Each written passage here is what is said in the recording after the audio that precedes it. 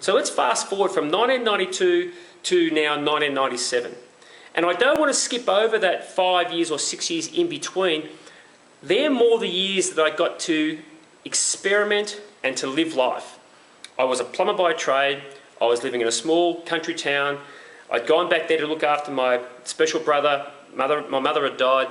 So it was interesting because it had given me time to create a plumbing business, but also to start to look at what I was going to do long term.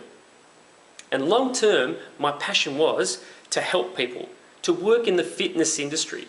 Because to me then, fitness meant being able to stay healthy, being able to play any sport you wanted to be able to play with your kids when you were older. Because my dad was born in 1912, and at the age of 70 when I was 21, he couldn't necessarily do that. And that's still my goal to this day, is to be able to help people have the freedom to do that. And it was interesting because in 1997 I got my diploma. In 98 I met a guy called Richard Boyd in Melbourne whilst I was working on a site there. And we'd organised to meet, and he was telling me about a dream that he had of starting this international website called PT on the Net. And through that conversation I got an invitation to go and have a look at his personal training studio in Noosa Heads, which I did at Christmas time or at the end of that year, 2008. Needless to say, the rest is history. I bought the business and started there in 1999, and in April 1990, so it's 17 years this year. And what was amazing about that was I had done no logistics on the area. I didn't know the area at all. I come from country Victoria. I trusted everything he said. And to Richard's credit, everything he said was on the money. So I'd gone now to being a studio owner. I had gone from being a plumber to a personal trainer, and I'd also gone to being a manager of 3 other trainers in the business. So I had 3 distinct career changes all in one swift blow, which for me was a big learning curve. And it was interesting because Richard started PT on the Net because resources for personal trainers at that time were almost null and void, almost non-existent. We only had books. And if you think about it, back in 1999, the internet really wasn't doing much. The internet really didn't get going until about 2006, especially in the fitness industry.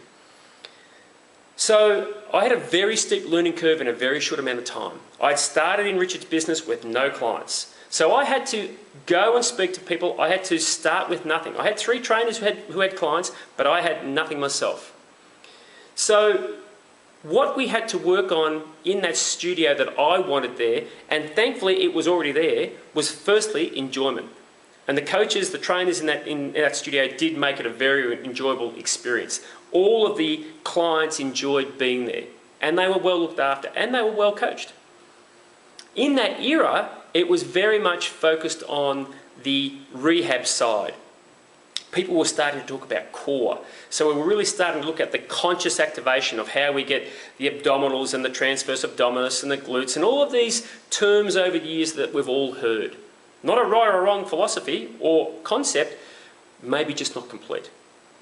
We were starting to do hands-on, and for me that was very, very simple because of the fact that I'd come from a horsing background of which we used our hands a lot. But for my other trainers in the environment, not so easy, not so comfortable to do. And in fact, it was interesting because the more I did it, the more they could see that maybe it was something that they didn't want to do. So in 2002, Richard had rung and said, you need to come to the US because I believe that your philosophy is where these guys are going. And when I got over there, I had the privilege of meeting meeting Rodney Corn and Bobby Capuccio, and also Michelle Delcourt. And we were all at the National Academy of Sports Medicine's first conference in 2002 in Las Vegas. And it was amazing. The information was just second to none. The application incredible. And I got to spend some time at NASM, which for me was just life-changing.